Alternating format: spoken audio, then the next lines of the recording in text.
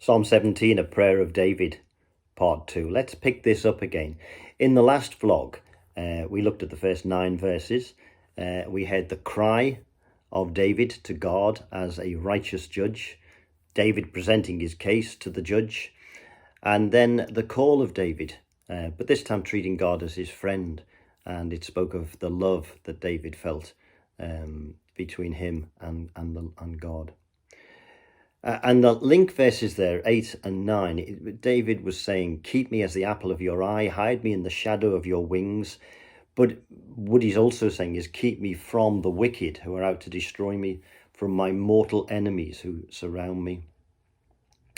And now we move on to hearing about the characterization of the wicked, what they're really like, or what David thinks they're really like.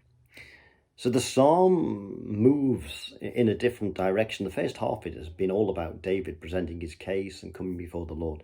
But now David, instead of presenting who he is before the Lord, he is presenting a picture of his enemies. So he's sort of accusing these other people and showing God why God should act on his behalf and not on their behalf. They close up their callous hearts, and their mouths speak with arrogance. They have tracked me down.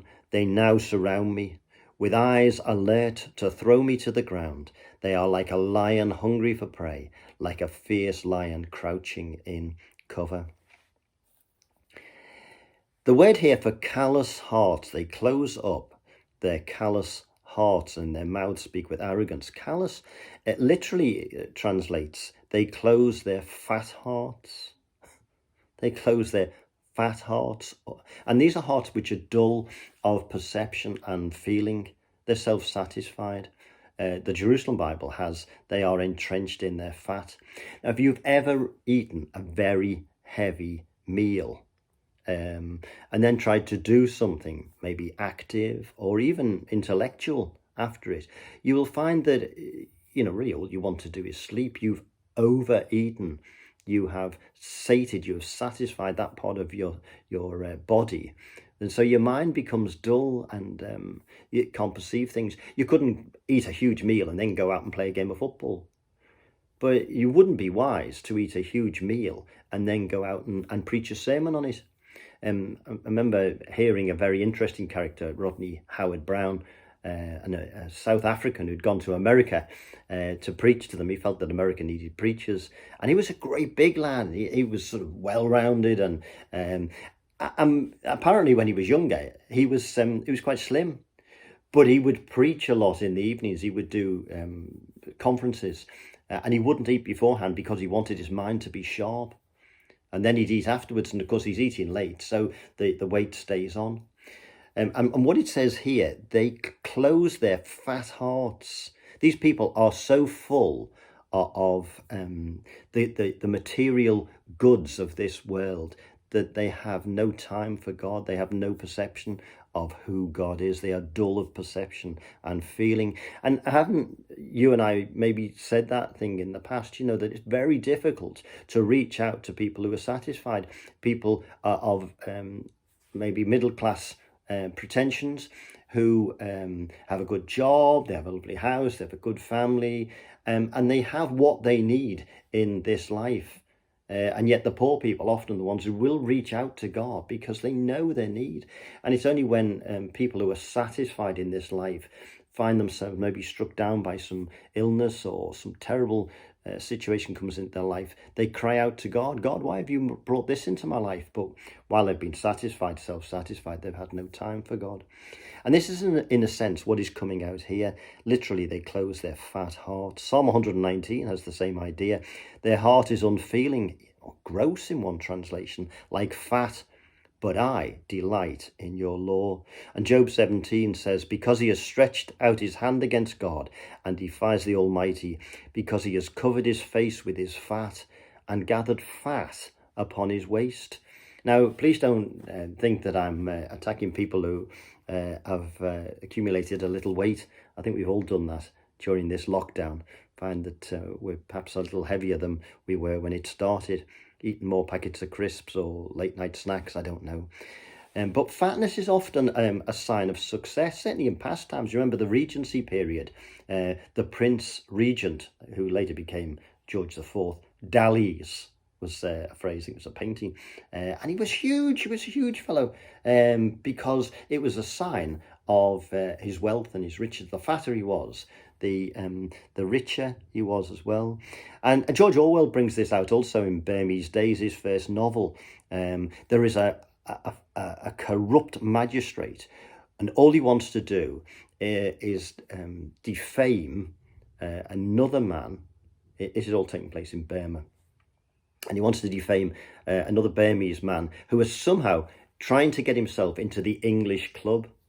Very Swarmer, I think the man's name is. This chap, the corrupt magistrate, Upo Kain, is a huge fat man, because to him that is a sign that he is successful in this life. Thin people, they're not successful in this life. And in the end, the novel ends with this corrupt magistrate blackening the name of this rather nice chap, and he actually gets into the white man's, the Englishman's club. It says here that they surround me, these enemies, they now surround me, verse 11. 1 Samuel 23, we read, Saul went on one side of the mountain, and David and his men on the other side of the mountain. And David was hurrying to get away from Saul. As Saul and his men were closing in on David and his men to capture them, a messenger came to Saul saying, Hurry and come, for the Philistines have made a raid against the land. David, time and again on the run, felt surrounded. Saul was a venal man. Saul was a man with the trappings of success, but he had no heart for God. There's David on the run, and time and again he reaches out to God. God as his judge, God as his friend.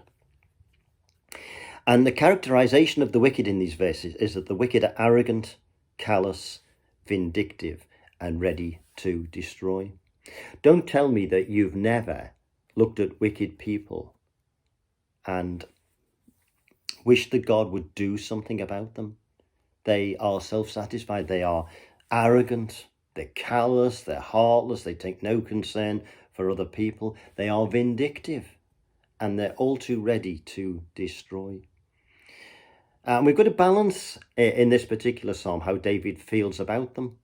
It's no good saying, oh, well, David is God's man, and therefore everything David says is right, and we'll take it all at face value. Yes, of course, it's the scriptures. But you've got to understand that David is also human. And David clearly has no love for these people in his heart. I know he will not destroy the Lord's anointed, but these enemies, he wants them brought to justice. And we move here from a characterization of the wicked to the curse formula, one of the most difficult concepts to deal with, particularly in the Psalms. So David now says, Rise up, Lord, confront them, bring them down, literally make them bow down. With your sword, rescue me from the wicked. By your hand, save me from such people, Lord, from those of this world, whose reward is in this life. And then we get this very difficult verse. May what you have stored up for the wicked fill their bellies. May their children gorge themselves on it. And may there be leftovers for their little ones. That's the NIV translation. It's not a particularly good translation. It sounds like something I would have written in one of my poems, actually. Or you'd have found in Peterson's The Message. It's very, very difficult to translate. One translation of verse 13 reads, Forestall them, stop them in their tracks. Rise up, Lord, confront them, bring them down. Forestall them, Lord, stop them in their tracks. Now, the NIV translation suggests that David wants God to act on his behalf and punish the wicked. So Broyles brings out this aspect of it. He says it would be better to translate it, putting them to death by your hand, Yahweh, putting them to death, make an end of their portion in life. So that's the end of verse 13 and the start of verse 14. However, it could be translated with the nouns in apposition. Now, I know that's a difficult concept, but what it means is that one phrase qualifies or explains the other. So literally what it means is the enemies become God's sword against wicked Israelites, and they act as God's hand. So instead of it being translated as though God is going to use his sword to destroy the wicked and his hand to deal with the wicked people, God is actually using the wicked people to destroy wicked Israelites. As in the book of Isaiah, where Cyrus is God's servant, but Cyrus is of the Medo-Persian empire, and the Israelites are slaves and servants in that empire. And God uses the Assyrians or the Babylonians to actually afflict Israel, to make them sit up and take notice. Verse 14b, the second half of verse 14b, may what you have stored up for the wicked fill their bellies, may their children gorge themselves on it, may there be leftovers for their little ones in the NIV. Very difficult. It appears to wish that worldly men and their children will always have full bellies, and that's a blessing. But actually he's seeking to curse them, so he's saying, may they be satisfied with what they have in this life, so they never reach out to God in their need to appropriate the life to come. Now, we can't pray that, can we? If that's what it really implies, we can't pray that. We can't pray that those who are satisfied in this life, the drug dealers and the criminals, we can't pray that God would never reach out and touch them. We're told to pray for our enemies, but David is presenting these enemies as not only his enemies, but the enemies of God. Broyles translates it again here. May you fill their belly with what you have stored up. May their sons be sated and deposit the remainder to their children. Job 21 reads, you say God stores up their iniquity for their children. Let him pay it out to them so that they may know it. It's vindictive. And the cursing in the Psalms, can't deal with it here, but maybe in a separate vlog, I don't know.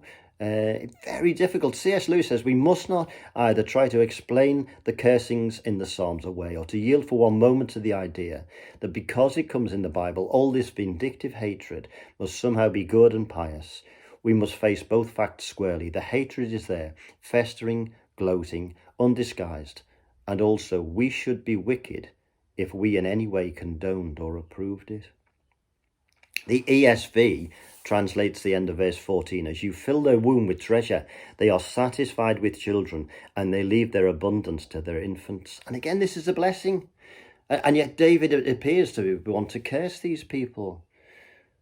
But then again, it's difficult to translate, and it can be translated, as for your treasured ones, you fill their womb. And so what that suggests then, that 14a is all about David talking about how God is going to deal with his enemies. But 14b is David asserting this is how God deals with the ones who love him. So you would get instead the ESV translation, arise, O Lord, confront the enemy, subdue him, deliver my soul from the wicked by your sword, from men by your hand, O Lord, from men of the world whose portion is in this life. And then verse 14b, instead of being about them, will be translated, as for your treasured ones, you fill their womb, they are satisfied with children, and they leave their abundance to their infants. Finally, we come to certainty. We've had a characterization of the wicked. We've had a curse formula, which we said is difficult to understand. And now we get to certainty, one of these lovely verses, verse 15. As for me, I will be vindicated and will see your face. When I awake, I will be satisfied with seeing your likeness. Now, is this about waking in the morning after the night watches, after praying through the night? Is this about waking in the tabernacle precincts, vindicated by surviving and receiving an oracle to say that the case is just? Or is this resurrection, as in Psalm 16, you will not permit your Holy One to see decay? That's what we got at the end of Psalm 16.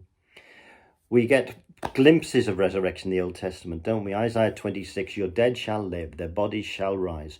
You who dwell in the dust, awake, awake, and sing for joy. Daniel 12, and many of those who sleep in the dust of the earth shall awake, awake. Some to everlasting life, and some to shame and everlasting contempt. And Moses saw God when he was awake. Numbers 12, with him I speak mouth to mouth clearly and not in riddles, and he beholds the form of the Lord. So Moses didn't just talk to God in his sleep, as it were, but as he was awake. And seeing your face here is a metaphor for meeting with God. Moses is told by God in Exodus 33, you cannot see my face and live. Will we ever see the face of God? Or will we see his likeness in the face of Jesus? 2 Corinthians 4. For God, who said, let light shine out of darkness, has shone in our hearts to give the light of the knowledge of the glory of God in the face of Jesus Christ. Will we ever see God the Father? Or will we only ever see him in the person of his Son, the Lord Jesus? And it says, I will be satisfied. When I awake, I will be satisfied. Now, the Latin for satisfied is, well, the word satis means enough. Those of you who are Evertonians will know nil satis nisi optimum, never enough, nothing but the best. And seeing the light of the knowledge of the glory of God in the face of Jesus Christ, that will be enough. And we shall be like him, for we shall see him as he is. Wow. 1 John 3, beloved, we are God's children now. And what we will be has not yet appeared, but we know that when he appears, we shall be like him, because we shall see him as he is.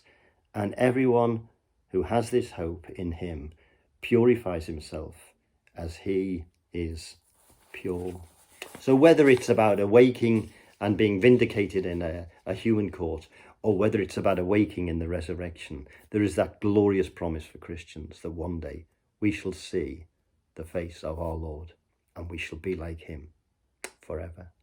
So may the Lord bless you and keep you, and make his face shine upon you, give you peace.